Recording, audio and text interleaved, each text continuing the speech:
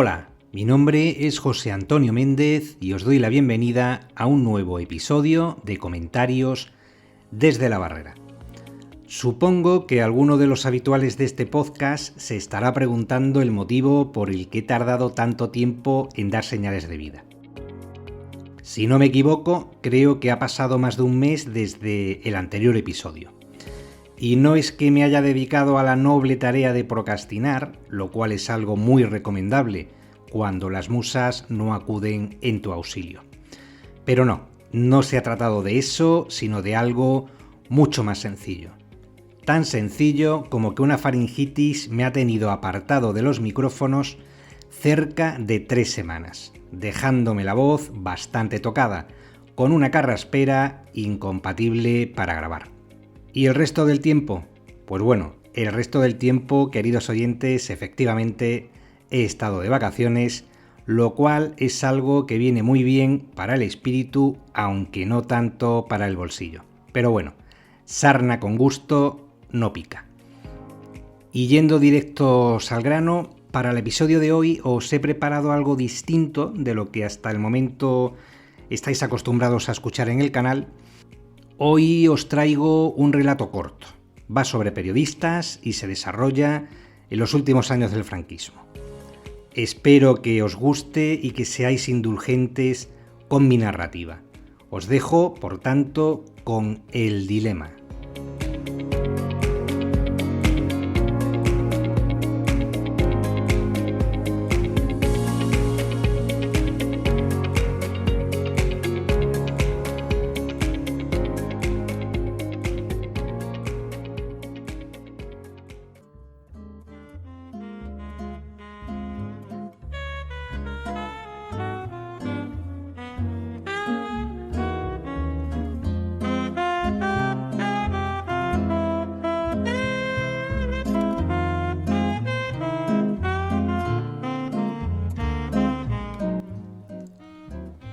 Las volutas de humo se reflejaban en los cristales de sus gafas.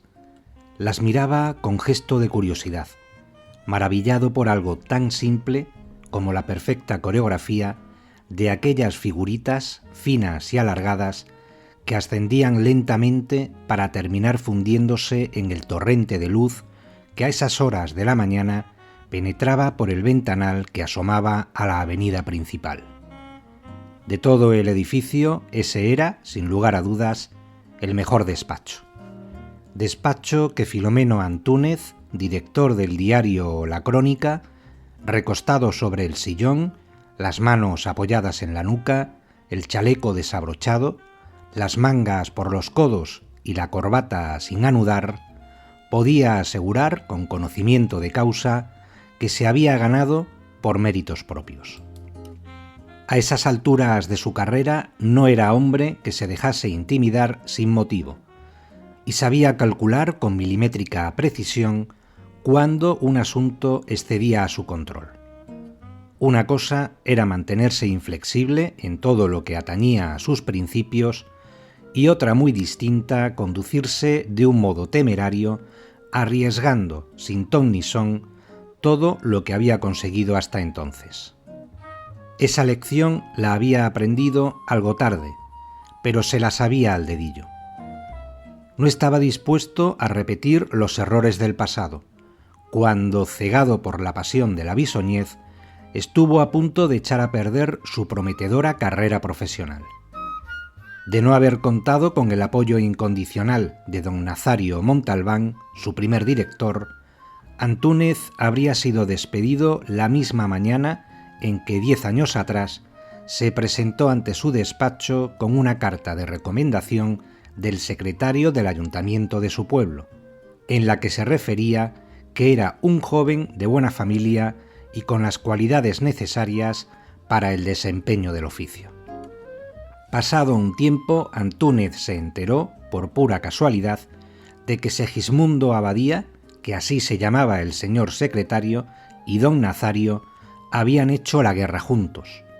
Tuvo sus dudas acerca de si su ingreso en la profesión se debió a un favor personal. Ahora bien, en lo que sí se mostraba tajante era que después de tantos años de abnegada dedicación, abrazando el periodismo como si de una religión se tratara, no estaba dispuesto a poner en solfa su privilegiada posición por la corazonada de uno de sus redactores.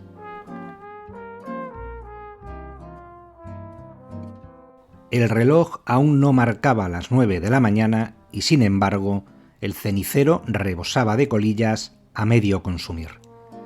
El calor sofocante no ayudaba a mantener la mente despejada. A decir verdad, estaba siendo aquel un verano de lo más caprichoso.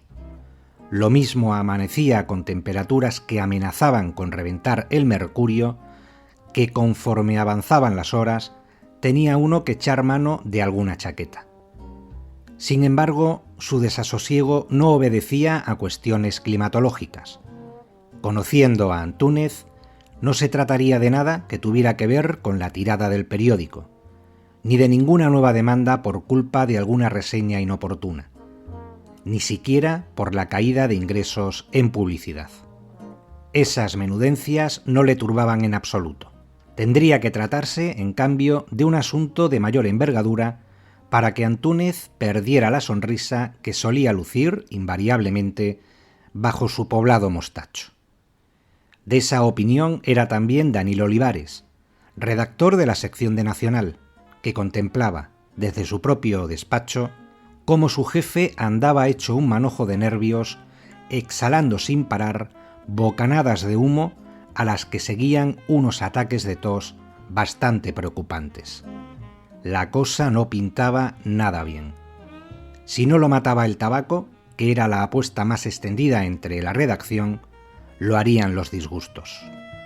Se preguntó si no habría sido una equivocación alertar a Antúnez sobre la pista de una noticia que hasta la fecha solo había sido portadora de malos augurios.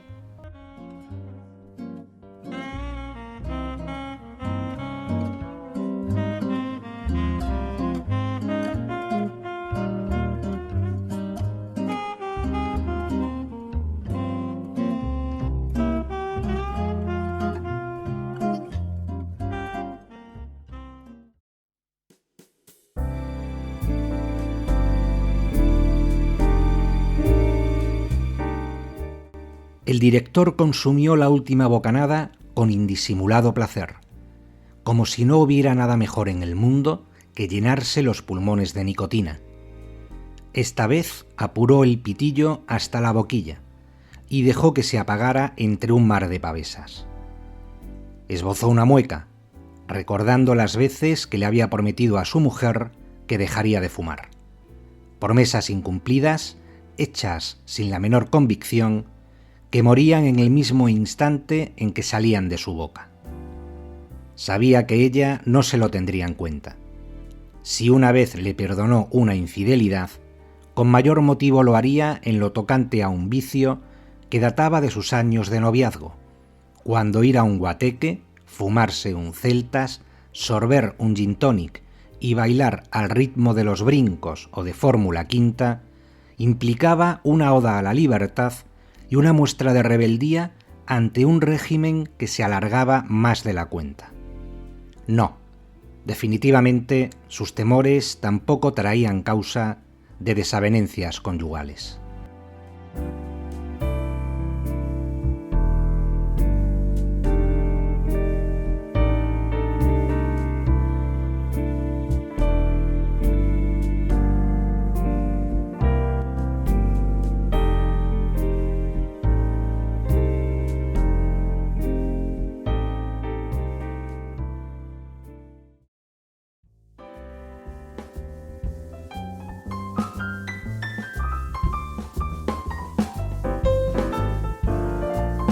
Hacía tiempo que había perdido la forma física.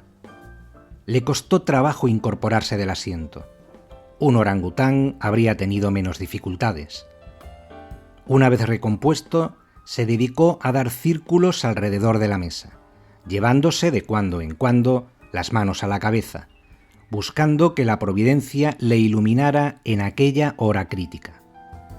En una de esas, al pasar junto a la estantería, fijó su mirada en una antigua fotografía en la que se le veía posando con don Nazario, durante la ceremonia de entrega de los premios Mariano de Cavia. A simple vista costaba distinguir a cuál de los dos le había sido propicia la fortuna. Fuente, al mismo tiempo, de envidias y de admiración, cualquier escritor de periódicos estaría dispuesto a degollar a su mismísima madre con tal de formar parte de tan excelsa nómina. Algo así como Saturno devorando a sus hijos, pero a la inversa. Solo los Pata Negra tenían a su alcance aquel hito, de mucha mayor solera que el González Ruano, premio este que muchos consideraban de consolación, pero que tampoco era cosa menor. Esos dos entorchados te redimían de cualquier sacrificio anterior, con el añadido de que podía uno pavonearse por las tertulias de medio Madrid, codeándose con la florinata de las letras españolas, compartiendo mesa y mantel con las grandes firmas de las principales cabeceras de la capital.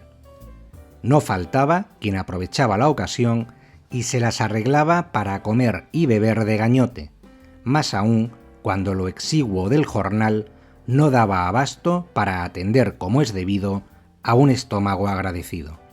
Para que luego digan, sentenció Antúnez, que la fama no da de comer. Sin apartar la mirada de su benefactor, le dio por evocar los recuerdos de un tiempo en que las jornadas de trabajo concluían a altas horas de la madrugada, en el Castúo, un café de mala muerte situado en la calle Postas. Su clientela no era ni tan distinguida ni tan afamada como la del Continental, pero tampoco era cuestión de ponerse exquisitos a la hora de elegir a los camaradas de fatiga. A pesar de esa clara desventaja, el Castúo también conoció sus días de gloria. Hubo incluso quien hizo correr la especie de que Alejandro Saba consumó allí uno de sus más épicos sablazos. Y hasta cuentan que Borges y Cansino Sassens solían hacer parada y fonda para discutir, entre trago y trago, sobre las bondades del ultraísmo, el uso de la metáfora, la cadencia de la rima o lo superfluo de la adjetivación. Más de una vez, para escándalo de la concurrencia, se escucharon mueras al realismo, al romanticismo, al modernismo y a toda vanguardia que estuviera en contra de su concepción literaria. Por el Castúo de Antúnez ya no desfilaba la bohemia finisecular, ni se sentaba nadie a sus mesas para redactar manifiestos de los que surgían nuevos movimientos literarios. En ese sentido, no cabía duda, el Castúo había perdido su esencia, pero había ganado, a decir de sus parroquianos, en otros muchos aspectos.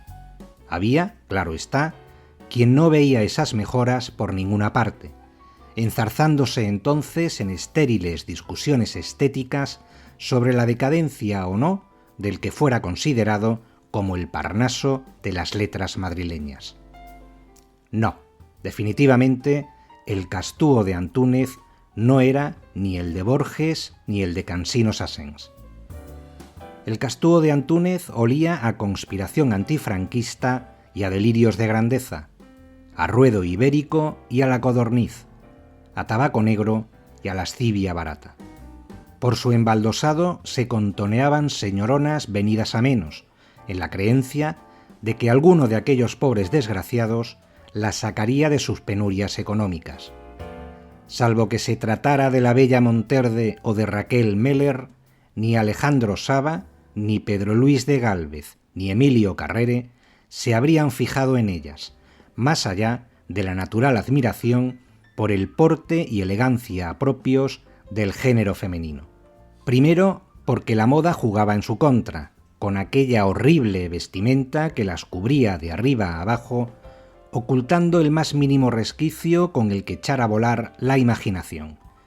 Y en segundo lugar, y sobre todo, porque fijadas sus metas en alcanzar la posteridad, aquel era un lujo que no se podían permitir. La mujer, desde esa perspectiva, interfería en la inmortalidad de su obra. Ahora, en cambio, en el moderno Castúo, no escaseaban los lechuguinos a quienes llevar al huerto con un escote sugerente y unos labios traicioneros. Alguna hubo que triunfó. El concubinato, eso sí, le salió demasiado caro.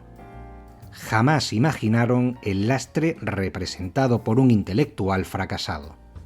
De haberlo sabido, muchas de ellas se habrían dejado caer por el Café Gijón, donde sus artimañas quizás habrían gozado de una más entusiasta acogida.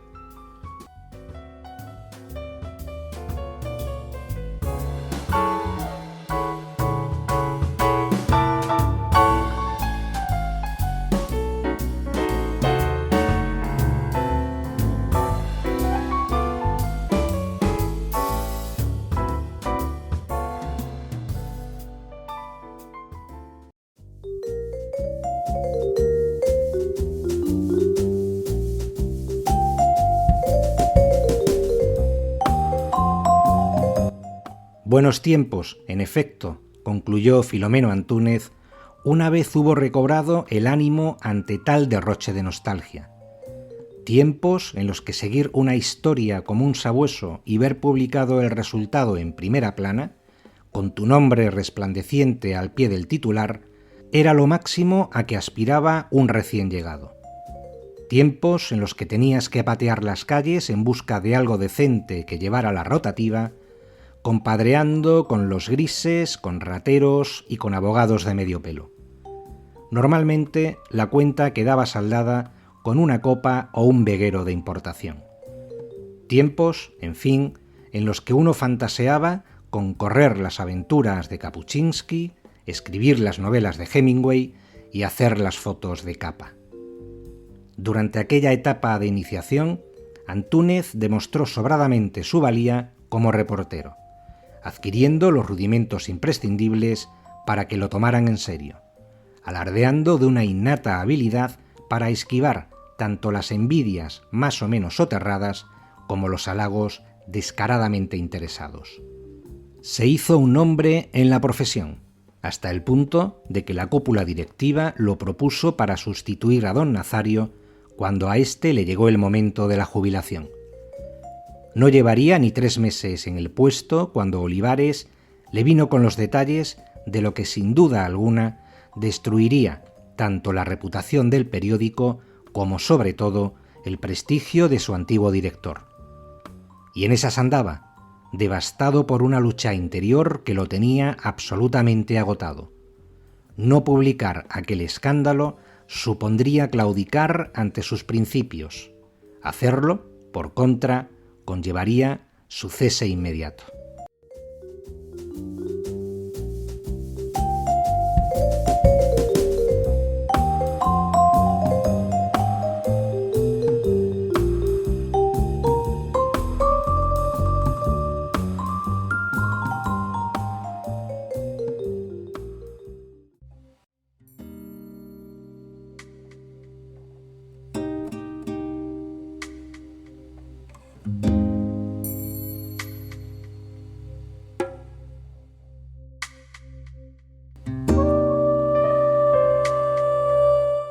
A aquellas horas de la mañana, la redacción comenzaba a desperezarse poco a poco, sacudiéndose la somnolencia a golpe de teletipo y de llamadas de teléfono. Mientras iban llegando los más madrugadores, Olivares observaba cómo el semblante de su jefe palidecía a medida que avanzaban los minutos, maldiciendo el hecho de que su futuro dependiera de algo tan contradictorio como que pudieran verse de patitas en la calle por su compromiso con la verdad. Se habían conocido en una de aquellas interminables noches de la calle Postas, cuando Antúnez ya era casi una eminencia y Olivares comenzaba a dar sus primeros coletazos. Hicieron buenas migas desde el primer momento. En cuanto tuvo oportunidad, Antúnez lo fichó para su nuevo proyecto, tomándolo bajo su protección tal y como don Nazario hiciera con él. Por eso, por lo que implicaba de traición, al principio no quiso dar veracidad a las pruebas que le presentaba Olivares, llegando a dudar incluso de sus verdaderas intenciones. En esa frustración estuvo inmerso varias semanas, hasta que lo improbable dio paso a lo evidente. De repente, sus pilares profesionales se tambalearon como nunca antes lo habían hecho. Imbuido por una mezcla de desengaño y decepción, imaginando cómo un rayo destructor ponía en jaque el ideario de toda una vida, su mirada se cruzó con la de un Antúnez agitado y confuso, que en esos momentos intercambiaba impresiones con el editorialista. La puerta del despacho se abrió sin demasiada efusividad. De su interior emergió un hombre ojeroso y apesadumbrado. Cualquiera diría que iba directo al cadalso. Cuando llegó a la altura de Olivares, director y redactor permanecieron en silencio frente a frente en un impasse que llamó la atención del resto de la redacción, convidados de piedra de una escena en la que solo sus protagonistas principales eran conocedores de su gravedad. Sobraron las palabras para que Olivares se percatara de que la decisión estaba tomada. Después del correspondiente apretón de manos, cada uno volvió a su puesto. Ese fue el preciso momento en que comenzaron a llegar los rezagados, periodistas y colaboradores que acudían a su puesto de trabajo con el vano propósito de cambiar el mundo a través de sus artículos, ajenos a la tensión vivida entre aquellas paredes en las que se había decidido que primaría el derecho de los lectores a conocer la verdad como virtud y no como utopía.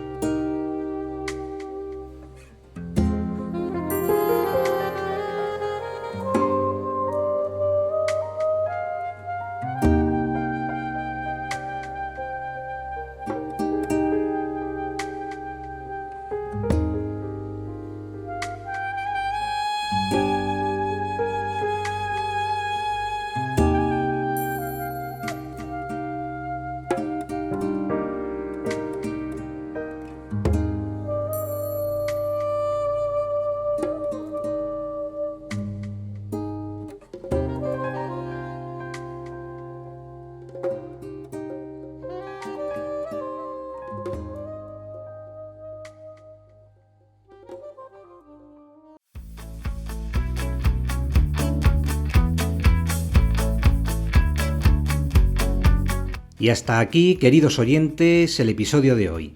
Espero que haya sido de vuestro agrado.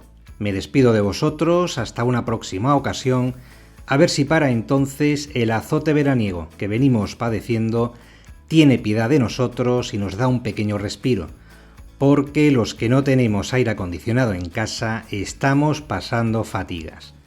Yo era de los que decía que soportaba mejor el calor que el frío, pero claro, nadie me había hablado de padecer temperaturas de hasta 44 grados durante 20 días seguidos y los que quedan. Como esto se prolongue mucho más y todo pinta a que va a ser así, no va a haber más remedio que acercarse al Leroy Merlin o al Carrefour de turno a por un ventilador de esos de techo. Lo de poner el aire acondicionado como Dios manda habrá que dejarlo para la extra de Navidad. De este año no pasa. Lo dicho, hasta el próximo episodio, a ver si para entonces el calor nos ha dado una tregua.